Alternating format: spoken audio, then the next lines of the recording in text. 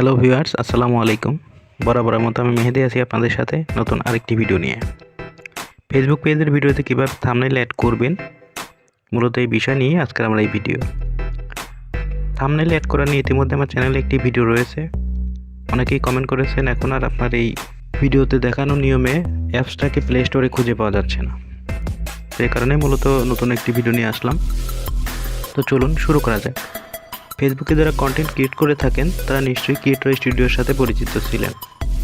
Creator স্টুডিওর মাধ্যমে আমরা ফেসবুকের পেজে সমস্ত কাজ করে থাকতাম, এমনকি ফেসবুক পেজের থাম্বনেইল অ্যাড করতে পারতাম। বর্তমানে ক্রিয়েটর স্টুডিও আর প্লে স্টোরে পাওয়া যাচ্ছে না। এই অবস্থায় ভিডিওতে কীভাবে থাম্বনেইল অ্যাড করব তো চলুন দেখে নেওয়া যাক। তো এর জন্য আপনাকে চলে যেতে হবে একটি ব্রাউজারে। তো আমি ক্রোম ব্রাউজারে যাচ্ছি।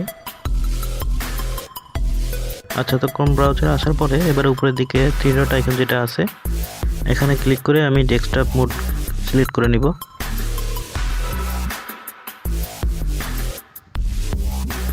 আচ্ছা, তো ডেস্কটপ সাইড সিলেক্ট করার পরে এবারে আমার যে পেজটাতে আমি থাম্বনেইল অ্যাড করব, অর্থাৎ যে পেজের ভিডিওতে থাম্বনেইল অ্যাড করব সেই পেজটাকে আমি সিলেক্ট করে নেব এখান থেকে। তো উপরের দিকে দেখতে পাচ্ছেন আমার প্রোফাইল যে আইকনটা আছে এটার উপরে ক্লিক করে দিব। এবারে আমার যে ফেসবুক পেজটা সেটাকে আমি লগ ইন করে নিব।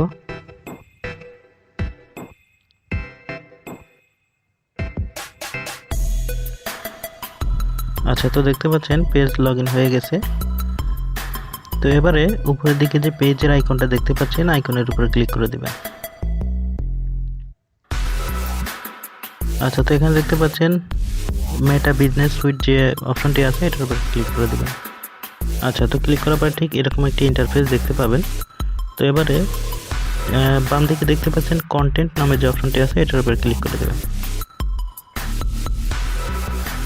আচ্ছা, তো এখানে যে ইন্টারফেসটা দেখতে পাচ্ছেন, অর্থাৎ এখানে আমার লাস্ট 90 দিনের কোনো আপডেট নেই, অর্থাৎ লাস্ট 90 দিনে আমার পেজে কোনো ভিডিও আপলোড করা নেই বিধায় এখানে কোনো কন্টেন্ট দেখাচ্ছে না।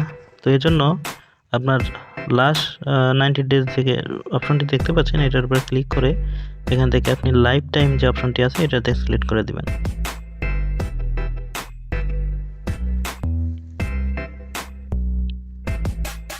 আচ্ছা, সিলেক্ট করার পরে দেখতে পাচ্ছেন এখানে আপনার সমস্ত ভিডিওগুলো দেখতে পাবেন। তো আমার যে প্রথম যে ভিডিওটা আছে এই ভিডিওতে আমার অলরেডি থাম্বনেইল অ্যাড করা আছে। তো এই ভিডিওর উপরে আমি অন্য একটি থাম্বনেইল অ্যাড করে দেখাবো। তো এর জন্য ভিডিওর উপরে জাস্ট ক্লিক করে দিবেন।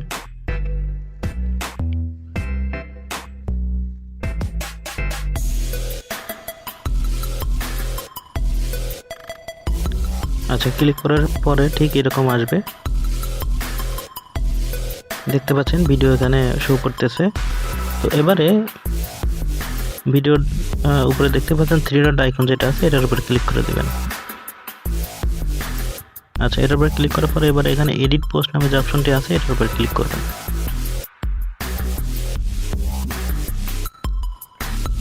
আচ্ছা, তো এবারে ভিডিও অপশন যে লেখাটি দেখতে পাচ্ছেন এটার উপরে ক্লিক করে দিবেন।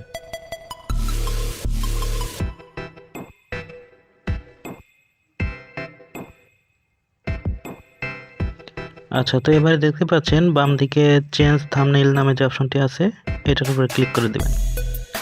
এবারে দেখতে পাচ্ছেন আপলোড ইমেজ, এটার উপরে ক্লিক করে দিবেন। এবারে দেখতে পাচ্ছেন আপলোড ইমেজের যে অপশনটা আসছে এটাতে ক্লিক করে দিয়ে আপনার থাম্বনেইলটা অ্যাড করে দিবেন। তো আমার ফোনে যেখানে থাম্বনেইলটা আছে সেটাকে আমি এখান থেকে অ্যাড করে দিব। জাস্ট ইমেজটাকে সিলেক্ট করে সেভ করে দিবেন। এবারে দেখতে পাচ্ছেন এখানে সেভ নামে যে অপশন আছে এটাতে ক্লিক করে দিবেন।